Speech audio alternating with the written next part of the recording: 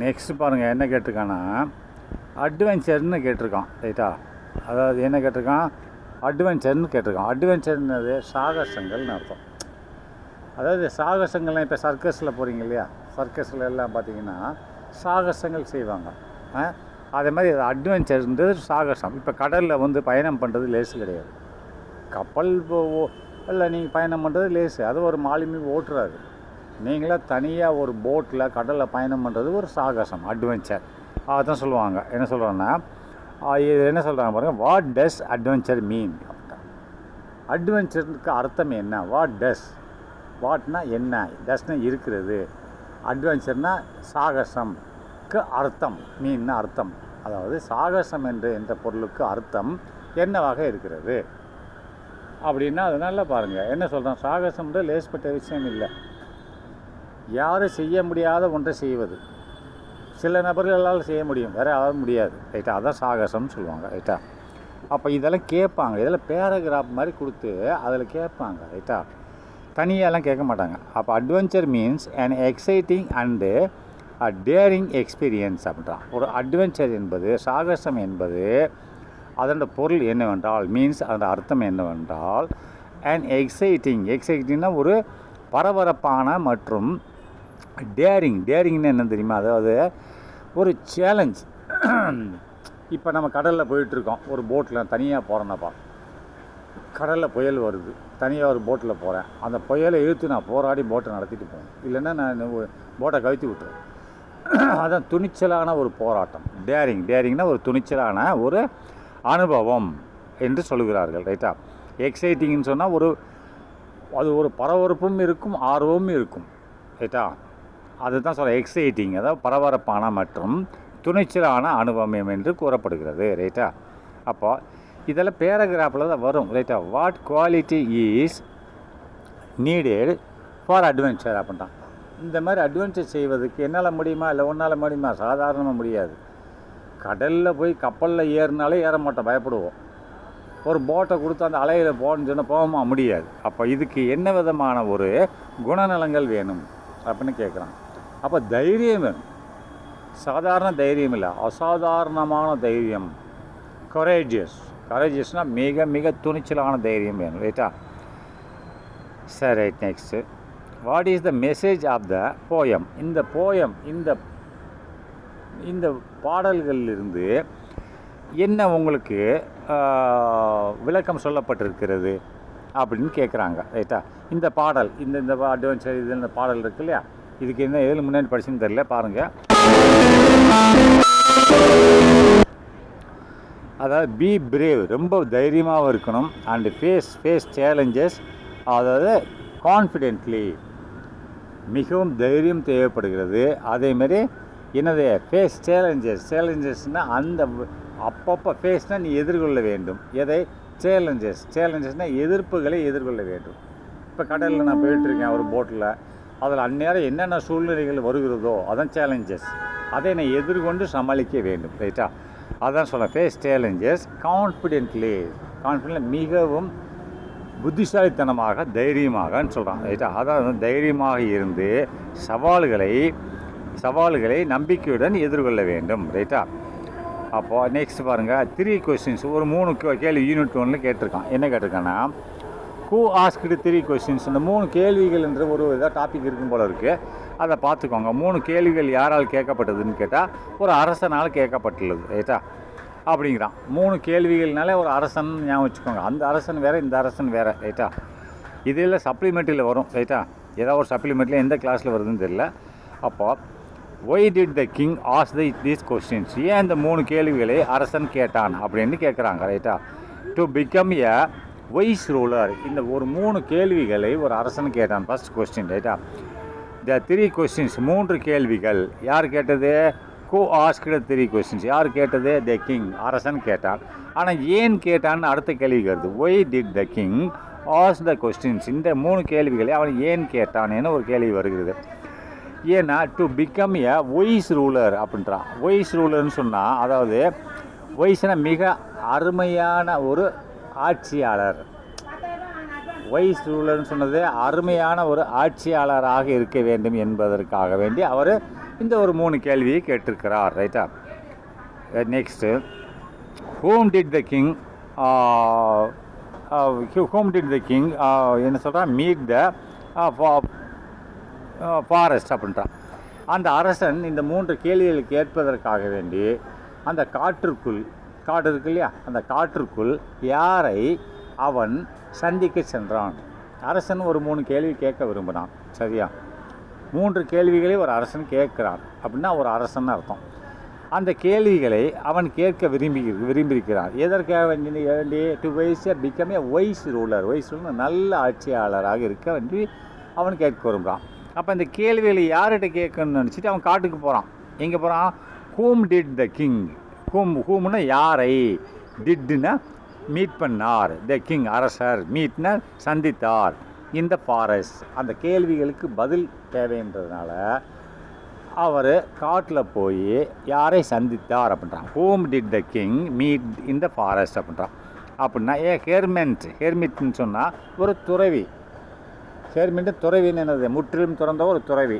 ரைட்டா? அவனுக்கு ஆசை பாசம் சொந்த பந்தம் பொருள் ஆசைகளே இருக்காது. ரைட்டா? அப்போ அக்கார்டிங் டு த ஹெர்மிட், அப்போ இந்த ஹெர்மிட் இந்த துறவியின் பிரகாரம் what is the most important time அப்படின்றான்.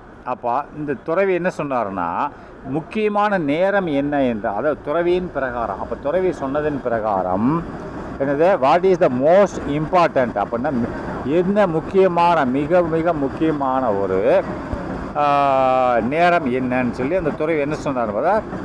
அதாவது துறவி என்ன சொன்னார்ன்றதை சொல்கிறான். அக்கார்டிங் டு த ஹெர்மிட்னா துறவியின் பிரகாரம் what is the most important time. இந்த அரசர் போய் துறவியிட்ட கேட்டிருக்காரு, முக்கியமான நேரம் என்னென்னு ஒரு கேள்வி கேட்டிருப்பார் போல இருக்கு. ரைட்டா? அப்போ முக்கியமான நேரம் என்னென்னா நிகழ்காலம்னு சொல்லியிருக்காரு. பல பேர் என்ன பண்ணுவாங்கன்னா வாழ்க்கையில் வருங்காலத்தை எண்ணி வருத்தப்படுவார்கள். சில பேர் என்ன பண்ணுவாங்க, போன காலத்தை நினைத்து துன்பப்படுவார்கள். நல்லா பாருங்கள், மொத்தம் 3 காலம் தான், நிகழ்காலம், வருங்காலம், எதிர்காலம். சரியா? அப்போ இந்த அரசன் துறவிட்டு ஏதாவது கேள்வி கேட்டிருப்பான்.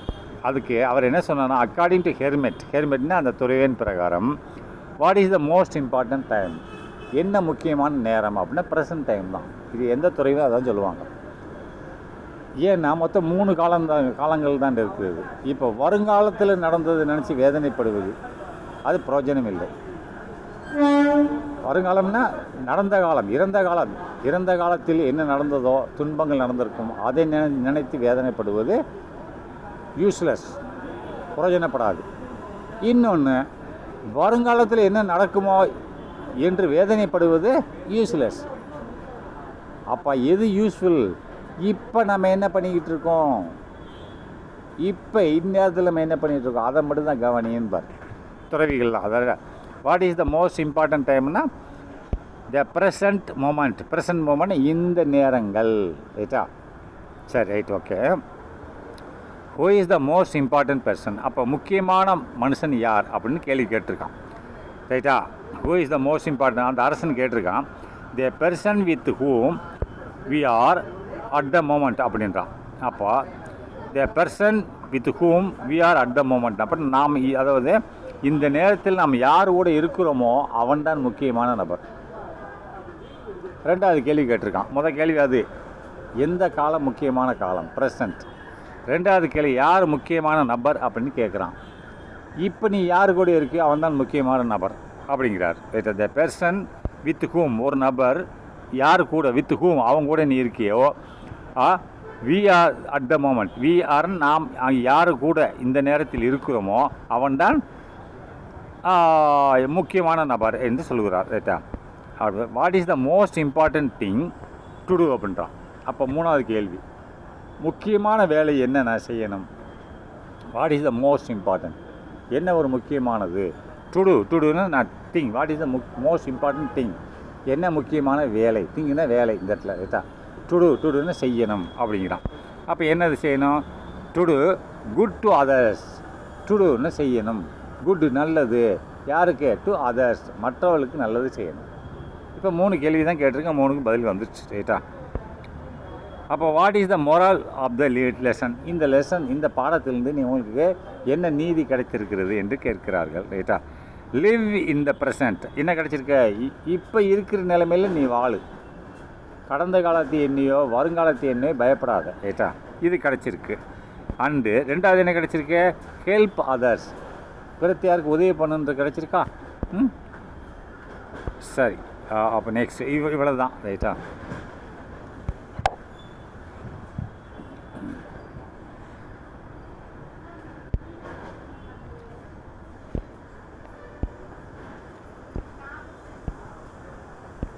அப்போ நெக்ஸ்ட்டு த மேஜிக் மிரர்ன்றான். மேஜிக்னு என்னது? மேஜிக்னாலே உங்களுக்கு தெரியும் இல்லையா? மேஜிக்னு என்னது? அதாவது ஒரு ஒரு அற்புதத்தை நிகழ்த்தும் ஒரு கண்ணாடி. மேஜிக்னா அற்புதம். அற்புதத்தை நிகழ்த்தும் ஒரு கண்ணாடி. அதுக்கு ஹெட்டிங் யூனிட் 1ல். ரைட்டா? அப்போ இந்த மேஜிக் மிரரில் என்ன இருக்குது? What was the magic mirror able to do அப்படின்றான். இந்த அற்புதத்தை what was the magic mirror. அப்போ இந்த magic mirror able to do. ஏபிள்னா முடியும். இந்த மேஜிக் மிரரால் என்ன நிகழ்த்த முடியும் அப்படின்னு கேட்குறான். என்ன வேலையை செய்ய முடியும்னு கேட்டால் என்ன வேலையை செய்ய முடியும்? It showed a person's true character அப்படின்னா இந்த மேஜிக் மிரரால், இந்த ஒரு அற்புதமான கண்ணாடியால் என்ன நிகழ்த்த முடியும் அப்படின்னு கேள்வி. அப்போ இந்த அற்புதமான கண்ணாடியால் பதில் என்னது? அதாவது இட் ஷோவுட்னு இது காண்பிக்கிறது. இட் எதை குறிக்கிறது? மேஜிக் மிரரை குறிக்கிறது. எதை? ஏ பெர்சன்ஸ் ட்ரூ கேரக்டர். ஒரு மனிதனோட உண்மையான குணநலத்தை இது காண்பிக்கும். இந்த மேஜிக் மிரர் எதை காண்பிக்கும்? ஒரு மனிதனின் உண்மையான குணநலங்களை காண்பிக்கும். சரி, ரைட்டா? அப்போ நெக்ஸ்ட் கேள்வி, what does the story teachers? இதில் கதைகள் தான். சில பேர் இந்த பூத கண்ணாடி போட்டிருக்கேன், நான் பூத கண்ணாடி போட்டால் உங்கள் உடம்புல இருக்க துணியெல்லாம் தெரியாது, உள்ளே இருக்க பொருள் தான் தெரியும்னு சொல்லுவாங்க. அது மாதிரி தான் இது. ரைட்டா? ஒரு மேஜிக் மிரர். இந்த மிரர் என்ன அப்படின்னா இது என்ன செய்ய? அற்புதங்களை காண்பிக்கும். சரியா? அது அற்புதம்னு என்னது அப்படின்னா ஒரு மனிதனோட குணநலங்களை காண்பிக்கும் சொல்கிறான். சரி, மூணாவது கேள்வி, what does the story teachers? இதிலேருந்து கதைகள் நம்மளுக்கு என்ன சொல்ல வருகிறது?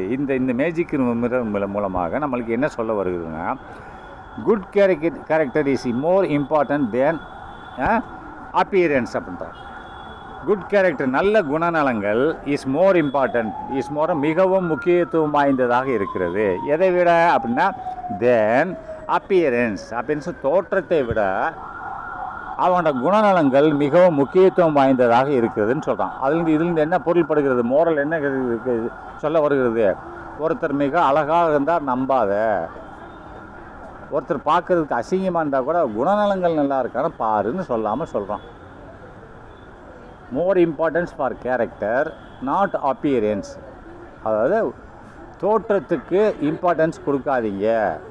தோற்றத்தில் அழகாக இருப்பாங்க, குணநலங்கள் மிக மோசமாக இருக்கும். ரைட்டா? அதனால் குணநலங்களுக்கு முக்கியத்துவம் கொடுங்கன்னு சொல்லாமல் சொல்லுகிறார். ரைட்டா? அப்போ வெளிப்புற அழகை விட நல்ல குணமே முக்கியம். இதுதான் மீனிங். ரைட்டா? அப்போ நெக்ஸ்ட்டு மை டியர் சோல்ஜர். இது ஒரு போயம், இது ஒரு கவிதை. என் சோல்ஜர்னா சிப்பாய்கள், ஆர்மியில் இருக்க சிப்பாய்கள் இருக்காங்கள்ல, என்னோட உயரிய சிப்பாய்களே. டியர்னா உயரிய சிப்பாய்களேன்னு அர்த்தம். ரைட்டா? இது ஒரு போயம்.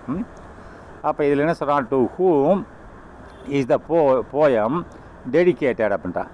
இந்த போயம் டு ஹூம் யாருக்காக வேண்டி, இஸ் த போயம் இந்த கவிதை டெடிகேட்னா அர்ப்பணிக்கப்பட்டது. இந்த போயத்தை எழுதிய ஆசிரியர் இந்த போயத்தை யாருக்காக வேண்டி அர்ப்பணித்தார் என்றது தான் ஒரு கேள்வி. யாருக்காக வேண்டிய? சோல்ஜர்ஸ்க்கு தானே, சிப்பாய்களுக்காக வேண்டி அர்ப்பணித்தார் அப்படின்ட்டு அவர்களுக்காக வேண்டி எழுதப்பட்டது, படை வீரர்களுக்காக வேண்டி.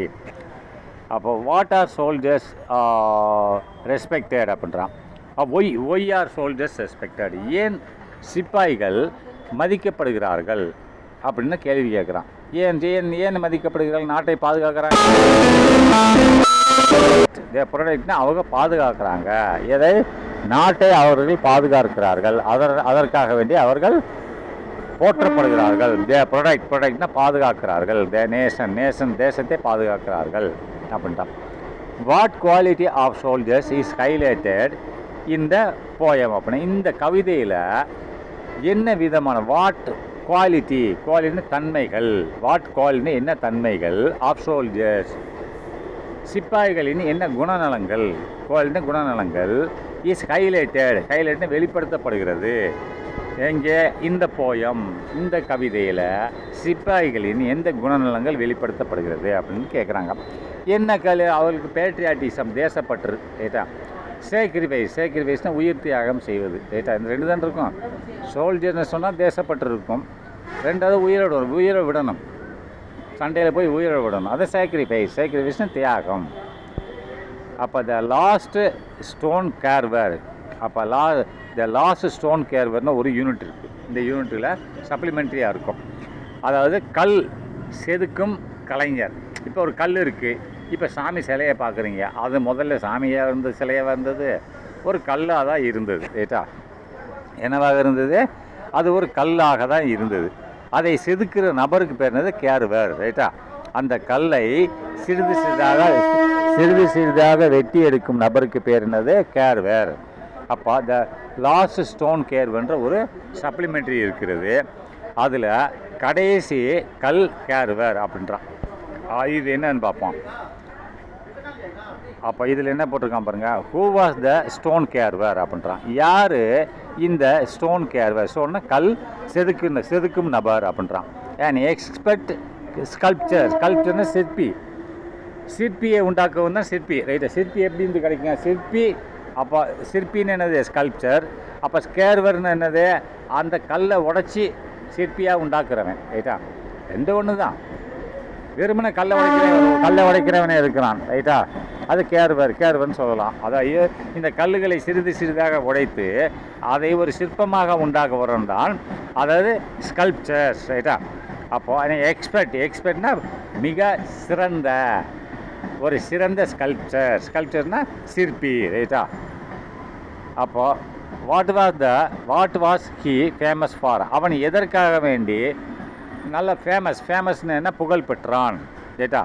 What was he famous for? எதற்காக வேண்டி இப்போ புகழ் பெற்றான்னு சொன்னால், கேர்விங் பியூட்டிஃபுல், என்னது? அழகான ஒரு ஸ்டாச்சு சிலைகள், அழகான சிலைகளை உண்டாக்குவதற்கு, செதுக்குவதற்கு அவன் செதுக்குவதற்கு அவன் புகழ் பெற்றான், ரைட்டா. அழகான சிலைகளை செதுக்குவதில் புகழ் பெற்றான், ரைட்டா. அப்போது why is the work remembered அப்படின்றான். ஏன் இந்த வேலைகள் ஞாபகப்படுத்தப்படுகிறது? ஏன் ஞாபகப்படுத்தப்படுகிறது தெரியாது. அவங்க நீ மீனாட்சி அம்மன் கோயிலில் போகிறீங்க, யார் போனாலும் ஏன் இந்த அவன் சிலையை செதுக்குன்னு எவனே உனக்கு தெரியாது, அது எந்த காலத்தில் நடந்ததுன்னே தெரியாது. ஆனால் மனசில் ஒன்று தோணும், யார் இந்த சிலையை செதுக்கியிருப்பாங்க அப்படின்னு சொல்லி தோணுமா இல்லையா? அதனால தான் சொல்கிறான், என்னது? Why is his work remembered. ஏன் அவர்களோட வேலைப்பாடுகள் ஞாபகப்படுத்தப்படுகிறது அப்படின்னா, because of his excellence and dedication. அதாவது ஏனென்றால், ஏனென்றால் ஆஃப்னா இட்ஸ்னா அந்த சிலையோட எக்ஸலன்ஸ்ன்னு சொன்னால் எக்ஸலன்ஸ் அண்ட் டெடிகேஷன். அப்படின்னா டெடிகேஷனா அர்ப்பணித்து, அந்த சிற்பி, அந்த செதுக்கின சிற்பி தன்னை அர்ப்பணித்து மிகவும் சிறப்பான முறையில், எக்ஸலன்ஸ்னால் மிகவும் சிறப்பான முறையில் உண்டாக்கியதன் காரணமாகத்தான் அவன் போற்றப்படுகிறான், ரைட்டா.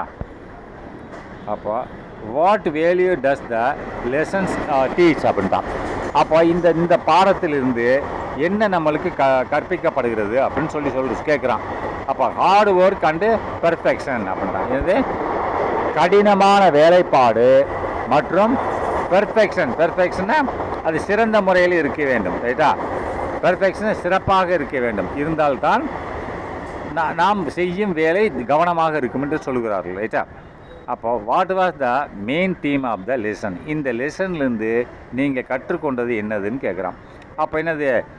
ஒரு வேலையில் டெடிகேஷன் இருக்கணும். ஒரு வேலையை செய்யும்போது முற்றிலுமாக கவனம் இருக்க வேண்டும். டெடிகேஷன் கவனம். அப்போ டெடிகேஷன் டு ஒன்ஸ் ப்ரொஃபஷன் அப்படின்ற ப்ரொஃபஷன் தொழில். டெடிகேஷனை கவனம், ரைட்டா. மிகவும் கவனம் இருக்க வேண்டும், சரியா. அர்ப்பணிப்புன்னு சொல்ல, நான் கவனம்னு சொல்கிறேன், ரெண்டு ஒன்று தான், சரியா.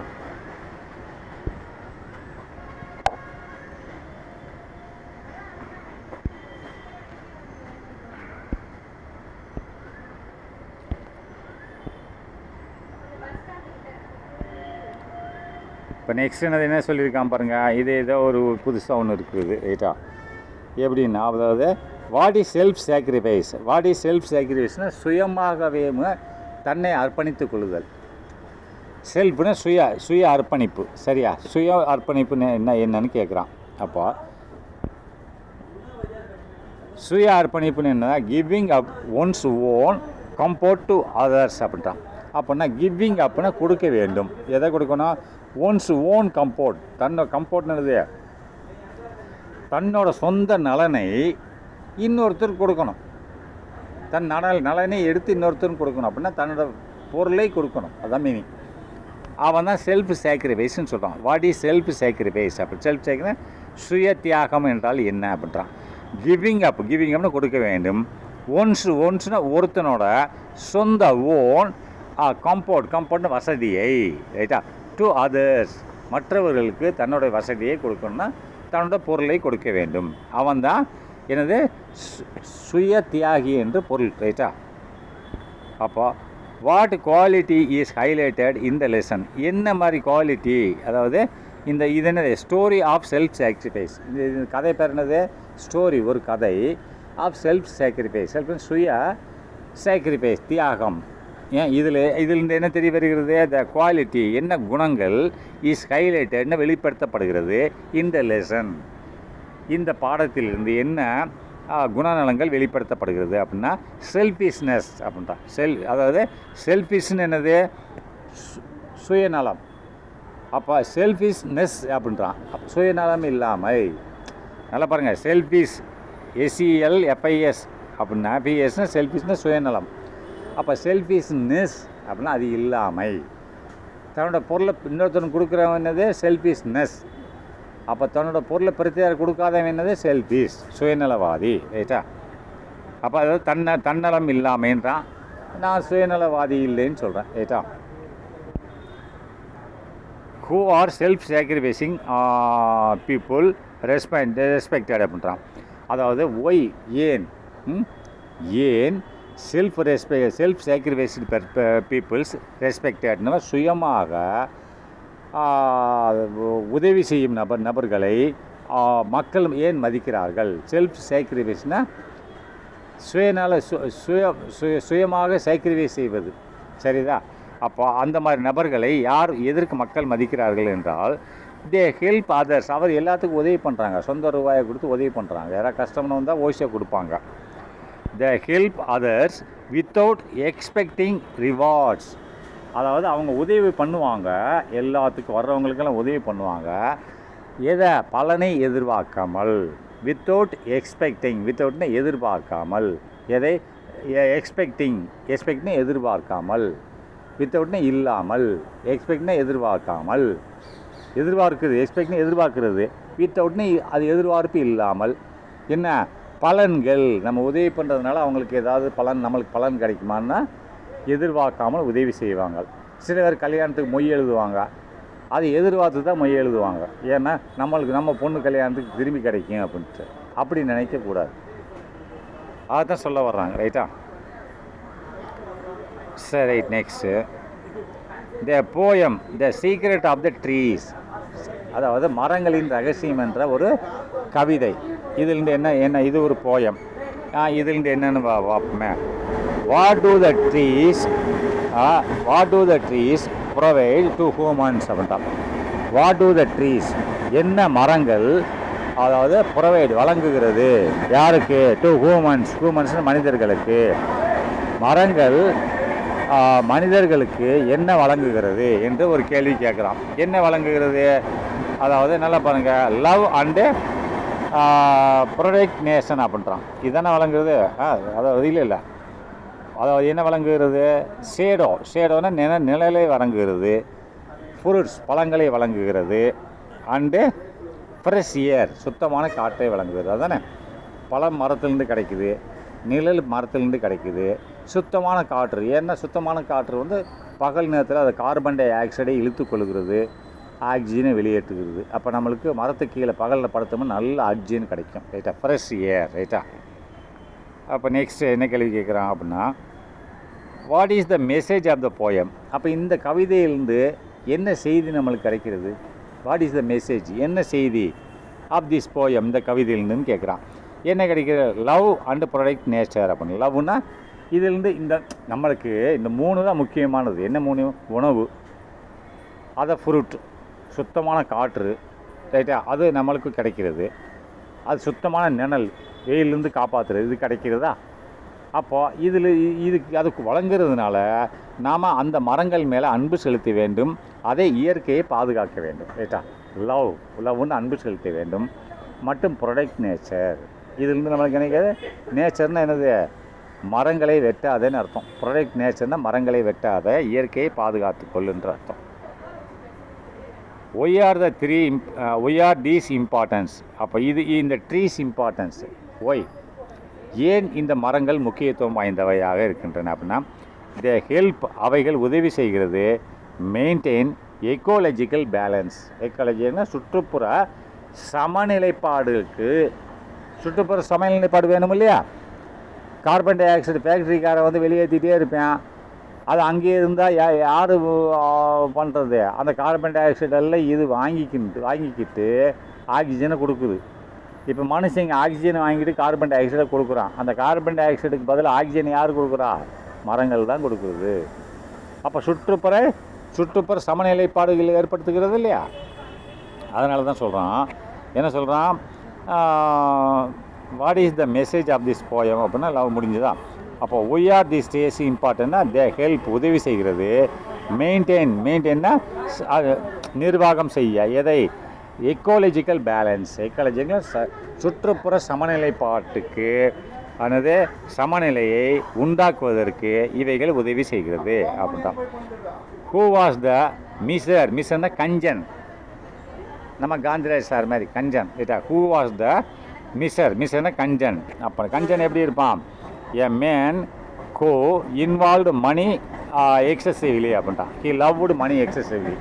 ஒரு மனிதன், அவன் கஞ்சன் என்னது, அவன் வந்து ஒரு பைசாவை மிகவும் விரும்புபவனாக இருப்பான். அதான் சொல்கிறான்.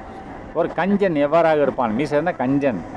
எ மேன், ஒரு மனிதன், ஹூ லவ்டுனா அவன் லவ்டுனா அதை விரும்புகிறான்.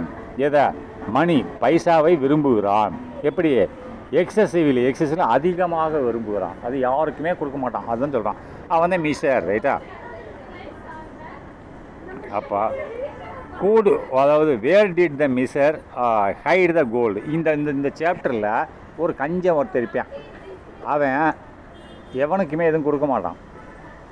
அவன் வீட்டில் உள்ள தங்கத்தெல்லாம் ஒரு பூமியில் குழி தோண்டி பதிச்சு வச்சுருக்கான். அவனுக்கு தெரியாமல் ஒருத்தன் தூக்கிட்டு போயிடுவான். போச்சா, எல்லாமே புரோஜனமெல்லாம் போச்சா, அதை தான் சொல்ல வர்றேன், பார்த்துக்கோங்க. அப்போ அந்த மிஸ்ஸர் இருந்தான். Where did the miser hide the gold. ஹைட்னா ஒளித்து வைத்திருந்தான். எதை? தங்கத்தை. இந்த கஞ்சன் வேர், எங்கே, அதாவது வேர்னா எங்கே செய்தான். எதை? த மிஸ்ஸர், அந்த கஞ்சன் என்ன செய்தான்?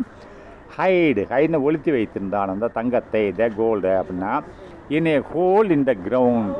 ஹோல்னா ஒரு ஓட்டை, கிரவுண்ட்னா மைதானத்தில் உள்ள ஒரு ஓட்டையில் ஒளித்து வைத்திருந்தான் அப்படின்னு சொல்கிறாங்க, ரைட்டா. அப்போ what happened to the gold அப்படின்றான். என்ன நடந்தது இந்த தங்கத்திற்கு, என்ன நடந்தது அப்படின்னா, தூக்கிட்டு போயிட்டாங்க திருடர்கள் அப்படின்னா. அப்போ இங்கிலீஷில் it was stolon. Thangam, it was stolon, இது திருடப்பட்டு விட்டது, ரைட்டா. அப்போது வாட் லெசன், இதிலிருந்து என்ன நம்மளுக்கு கற்பிக்கப்பட்டது? டஸ் த ஸ்டோரி டீச். அப்போ இதிலிருந்து நம்மளுக்கு என்ன, இந்த கதையிலிருந்து நம்மளுக்கு என்ன ஒரு வாட் லெசனை இந்த கதை, வாட் லெசன், இந்த கதை இதிலிருந்து டஸ் த ஸ்டோரி டீச், என்ன மாதிரி கதை நம்மளுக்கு சொல்லப்படுகிறதுன்னு கேட்குறான். என்ன மாதிரி கதை அப்படின்றான். அதை வெல்த் இஸ் யூஸ்ஃபுல், என்ன சொல்கிறான்னா, wealth is useful only when it is properly used. அப்போ வெல்த்துன்னு என்னது? சொத்து. ஹெல்த்துனா சுகாதாரம்.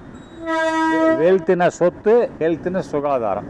சொத்துக்கள் தேவைப்படும், இல்லைன்னு சொல்லலை. Wealth is useful. வெல்த் வந்து சொத்துகள் அவசியமானது ஒன்று தான். ஒன்லி அது எப்போ? When it is properly used, அது சரியான நேரத்தில் பயன்படுத்த வேண்டும். எப்போ பார்த்தாலும் கஞ்சனாக இருந்தாலும் ஆகாது, எப்போ பார்த்தாலும் தாராள பிறப்பாக இருந்தாலும் ஆகாது, ரைட்டா. அதான் சொல்கிறான். அப்போ நெக்ஸ்ட்டு போயம் ஆன் என்னது